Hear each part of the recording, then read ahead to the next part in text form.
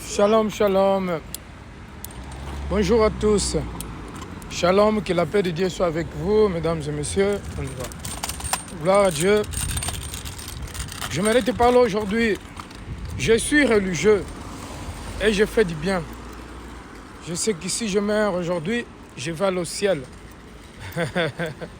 Bien-aimés, ce n'est pas à travers de la religion que nous allons au ciel ou à travers de faire du bien.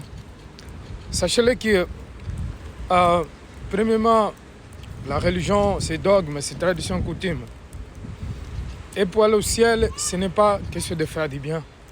Sinon, même les païens, ceux qui connaissent pas Dieu, mais ils font du bien, les athées, tout cela, ils devraient aller au ciel.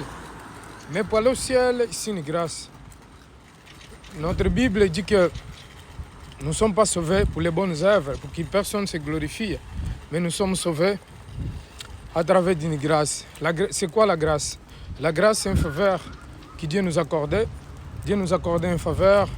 Il nous accordait un pardon d'hériter la vie éternelle. Ce n'est pas à travers de nos bonnes œuvres, mais parce qu'à travers des sang de Jésus-Christ qui a coulé sur la croix, qui a pardonné nos péchés.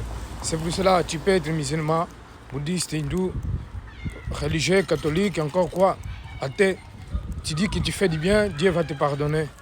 Il va te sauver, il va pardonner tes péchés. Non, bien aimé. Même si tu fais du bien, tu ne peux pas aller au ciel. Mais faire du bien, c'est une nature de l'homme.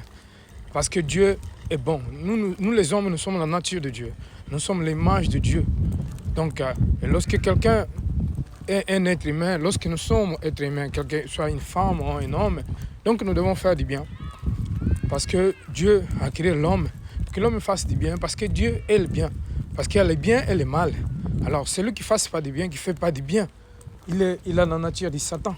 C'est pour cela, celui qui a la nature de Dieu, il fait du bien. C'est pour cela, personne il peut être sauvé seulement pour faire du bien. S'il ne croit pas en Jésus-Christ en tant que Seigneur Sauveur. C'est pour cela, la Bible dit que Jésus-Christ est venu pour détruire les œuvres du mal. Vous voyez? Si Jésus est venu pour détruire les œuvres du mal, c'est que Satan imite aussi faire du bien. C'est pour te dire, bien-aimé, il y en a même des sorcières qui essayent de se déguiser pour faire du bien. Quand la Bible dit, même Satan se déguise en ange de lumière. C'est pour cela, pour aller au paradis, c'est pas seulement faire du bien, mais c'est les deux choses. Puisque la Bible dit dans les Jacques aussi que la foi sans œuvre est morte. C'est-à-dire que quand nous avons la foi, nous devons faire du bien.